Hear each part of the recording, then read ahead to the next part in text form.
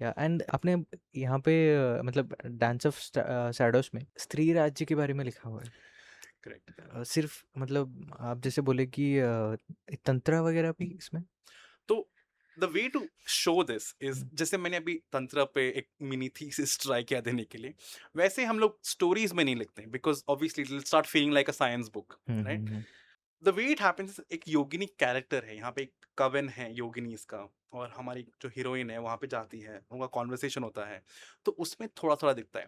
Writers का एक method होता है, it's called the iceberg method. आपको ओके। पता है ना, टाइटैनिक एक हम्म, आइसबर्ग से टकराया था, which was a tiny thing above the water but a huge thing under water, इसलिए दिखा नहीं था।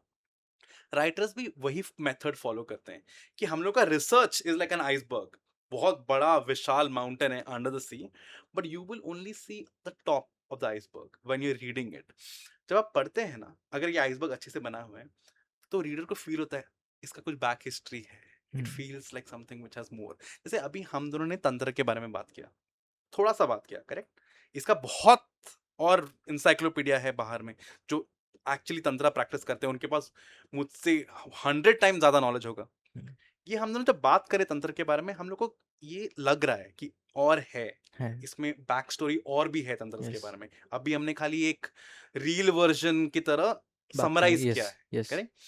वही फीलिंग बुक, जब आप नॉवल या फिक्शन पढ़ते हो, वो फीलिंग आना चाहिए जब आप वर्ल्ड बिल्डिंग कर रहे हो, कि हाँ मैंने एक कैरेक्टर से मिला है, तो इसके पीछे में भी बहुत होगा।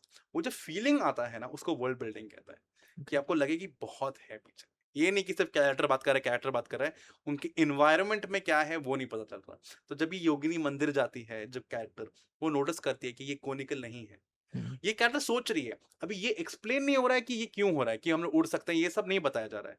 बट जब रीडर पढ़ रहा है, वो भी सोच रहा है कि अच्छा ये कैरेक्टर ने ऐसा क्यों ऑब्जर्व किया, क्यों कहा कि this temple is not conical, and then when she goes inside, she sees someone flying, hmm, and then it explains it immediately. उसको बताना नहीं पड़ा कि ऐसा होता है, ऐसा होता है। This is called show don't tell.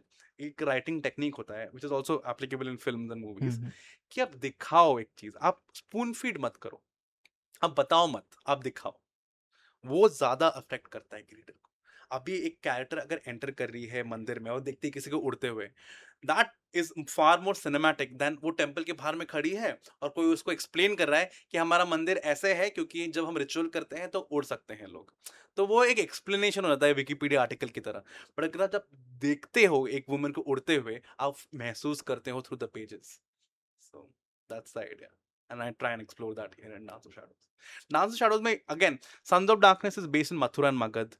Dance of Shadows is mostly based in Assam, which is Pragjyotisha, which is a okay. mighty kingdom. Okay. Has a lot of history itself. A home empire जो history में थे, where one of the only empire जो मुगल को हरा दिए थे, हम्म, and they held on to their power. So I want to explore that.